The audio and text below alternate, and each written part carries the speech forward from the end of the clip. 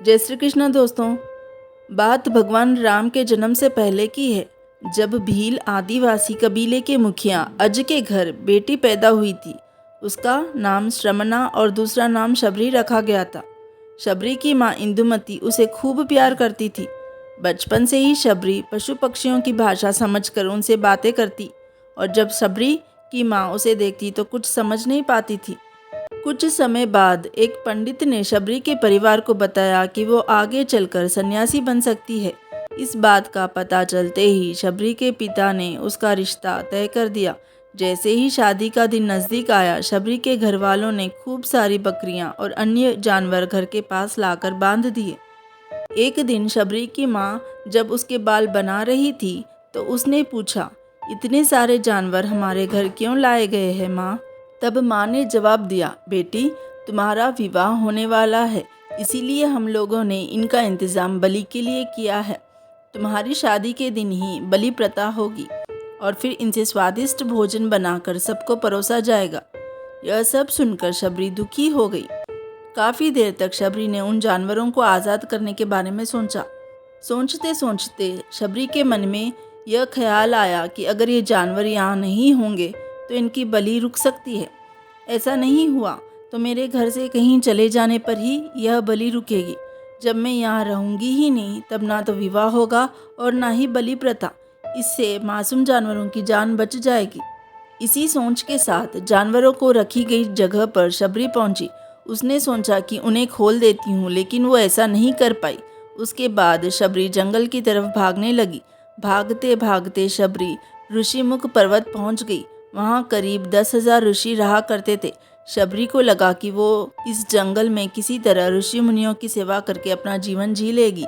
वो चुपचाप उसी जंगल में एक हिस्से में रहकर शबरी रोजाना ऋषि मुनियों की झोपड़ी के आगे झाड़ू लगाती, हवन के लिए लकड़ियाँ भी लाकर रख देती। ऋषि मुनियों को समझ नहीं आ रहा था कि जंगल में उनके काम अपने आप कैसे हो रहे हैं। एक दिन शबरी को किसी ऋषि ने देख लिया। उसे देखते ही उसका परिचय पूछा। जैसे ही शबरी ने बताया कि वो भील आदिवासियों के परिवार से संबंध रखती है, तो उसे ऋषियों ने खूब डांट लगाई। शबरी को यह बिल्कुल पता नहीं था कि उसकी छोटी जाति की वजह से उसे ऋषियों द्वारा अपमान सहन करना पड़ेगा। इतना सब होने के बाद भी शबरी हर ऋषि मुनि के दरवाजे पहुंचती है और उनके आंगन में झाड़ू लगाकर उनसे गुरु दीक्षा देने के लिए कहती है। हर कोई शबरी को उसकी जाति की वजह से अपने आश्रम से भगा देता है। ऐसा होते होते काफ़ी समय बीत जाता है। उसके बाद शबरी मतंग ऋषि की कुटिया में पहुंचती है। वहां पहुंचकर मतंग ऋषि को शबरी ने बताया कि वो उनसे गुरु दीक्षा लेना चाहती है। उनसे खुशी खुशी उसे अपने गुरुकुल में रहने दिया और भगवान से जुड़े ज्ञान देते रहे। शबरी ने भी अपने गुरु मतंग ऋषि की सेवा करने में कोई कसर नहीं छोड़ी। वो गुरुकुल के सारे काम करती। शबरी से खुश होकर मतंग ऋषि ने उन्हें अपनी बेटी मान लिया था। समय के साथ मतंग ऋषि का शरीर बूढ़ा हो गया। उन्होंने एक दिन शबरी को अपने पास बुलाया और कहा, बेटी, मैं अपना देह त्यागने जा रहा हूँ। बहुत साल हो गए हैं इस शरीर में रहते रहते। शबरी ने दुखी मन से कहा, आपके ही सहारे मैं इस जंगल में रह पाई हूँ। आप ही चले जाएंगे तो मैं जीकर क्या करूँगी? आप अपने संग मुझे भी ले जाइए, मैं भी देह त्याग दूंगी। तब मतंग ऋषि ने जवाब दिया, बेटी, तुम्हें चिंता करने की कोई ज़रूरत नहीं है। राम तुम्हारी चिंता करेंगे और ध्यान भी रखेंगे। तब शबरी ने राम का नाम सुनने के बाद पूछा, वो कौन है? उन्हें मैं किस तरह से ढूंढूंगी? तब मतंग ऋषि ने बताया, राम कोई और नहीं, स्वयं भगवान है। वो तुम्हें सारे अच्छे कर्मों का फल देंगे। तुम्हें उन्हें ढूंढने की कोई ज़रूरत नहीं है। वो एक दिन खुद तुम्हें खोजते हुए इस कुटिया में आएंगे और तुम्हें उनके हाथों ही मोक्ष मिलेगा। तब तक तुम इसी आश्रम में रहो। इतना कहते ही मतंग ऋषि ने अपना शरीर त्याग दिया।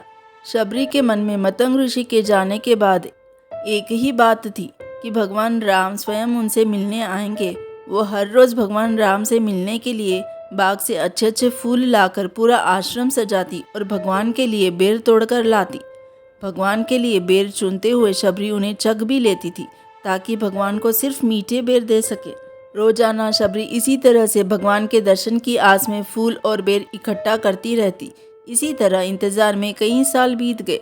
शबरी का शरीर एकदम वृद्ध हो गया। एक दिन आश्रम के पास ही तालाब में शबरी पानी लेने के लिए गई। तभी पास के ही एक ऋषि ने उसे अछूत कहते हुए वहां से भागने के लिए कहा और एक पत्थर मार दिया। वो पत्थर जब शबरी को लगा तो उसे चोट लगी और खून बहने लगा। बहते हुए खून की एक बूंद उसी तालाब के पानी में गिर गई। तभी पूरा तालाब का पानी खून में बदल गया। ये सब होता देखकर ऋषि ने शबरी को डांटा और कहा कि पापिन, तुम्हारी वजह से पूरा पानी खराब हो गया है।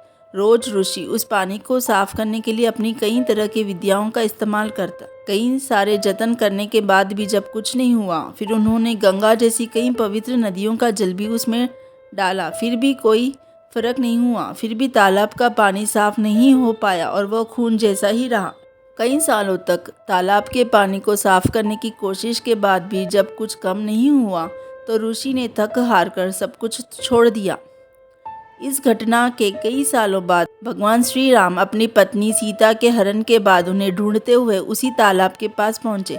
ऋषि मुनियों ने उन्हें पहचान लिया। भगवान को वहां देखकर ऋषियों ने तालाब का पानी साफ करने के लिए कहा। तब भगवान को उसमें अपने पैर डालने के लिए कहा, लेकिन पानी जैसा का तैसा ही रहा। ऋषि मुनियों ने भगवान से भी कई अन्य जतन करवाए, लेकिन वो पानी जस का तस खून जैसा ही रहा। तब भगवान ने ऋषियों से पानी के रक्त के बदलने की कहानी पूछी।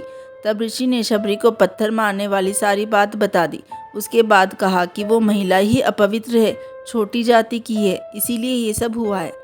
उसी वक्त भगवान श्री राम ने कहा, ये सब आप लोगों के खराब वचनों से हुआ है। शबरी को इस तरह के शब्द बोलकर आप लोगों ने उसका नहीं बल्कि मेरे दिल को घायल किया है। इसी घायल दिल के रक्त का प्रतीक यह तालाब का पानी लाल हो गया है। आगे भगवान राम बोले, कहाँ है वो माई, मैं उनसे मिलना चाहता हूँ। तब तक शबरी उसी तालाब के पास पहुँच जाती है। इस दौरान शबरी के पैर को ठोकर लगती है और उसकी कुछ धूल उस तालाब में गिर जाती है। तभी सारा पानी साफ हो जाता है। तब भगवान सबसे कहते हैं कि देखिए, आप लोगों ने क्या कुछ नहीं किया, लेकिन पानी साफ नहीं हो पाया। अभी सिर्फ इनके पैरों की थोड़ी सी धूल ने ही तालाब के पानी को साफ कर दिया। भगवान श्री राम को शबरी पहचान चुकी थी। उन्हें प्रणाम करके शबरी ने कहा, भगवान आप मेरे साथ कुटिया में चलिए। भगवान भी खुशी खुशी शबरी के साथ चल पड़े। फूलों से शबरी ने भगवान राम का स्वागत किया। वो सीधे बेर तोड़ने के लिए बाग में गई और चक चक कर उनके लिए बेर लेकर आई। उन्होंने बड़े ही प्यार से भगवान राम को और उनके भाई लक्ष्मण को बेर दिए।